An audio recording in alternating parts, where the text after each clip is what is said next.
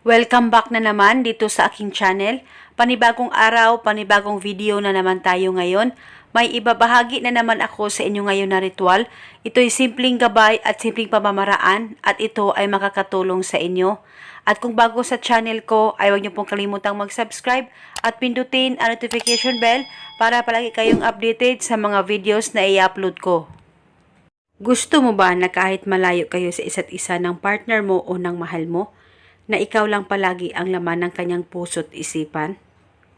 Gawin mo itong ritual na ituturo ko sa inyo ngayon at palagi ko itong sinasabi na dapat palaging buo ang loob at tiwala nyo sa paggawa nito.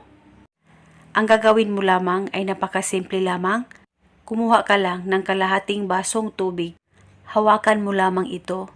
Ilapit ito sa baba mo at ibulong mo lamang ang mga salitang ito.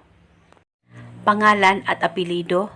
Ako lamang ang pagkakaisipin mo, malayo o malapit man tayo sa isa't isa, at ako ay palagi mong maaalala. Ibulong mo lamang ito ng paulit-ulit kahit ilang beses na gusto mo ay pwedeng-pwede po. At pwede mo naman dagdagan ang hiling kung gusto mo, wala pong problema. At pagkatapos mo nang ibulong ang spell, ay inumin mo lamang ang tubig na ginamit mo sa ritual. At pwede mo ito gawin kahit ilang beses sa isang araw. Sa tuwing ikaw ay iinom ng tubig, bulungan mo lamang ang tubig bago mo ito inumin. Magtiwala ka lang, tiyak ikaw ay magugulat at mamangha na lang sa maging resulta nito. At gawin mo itong ritual hanggang kailan mo gusto, lalong-lalo na kung nagkamalabuan kayong dalawa ng partner mo at LDR kayong dalawa.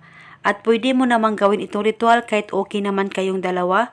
Kung gusto mo na mas lalong magmamahalan kayong dalawa at ikaw lamang ang pagkakaisipin niya, ay gawin mo rin itong ritual. At ito muna sa ngayon, maraming salamat po sa panonood. May God bless.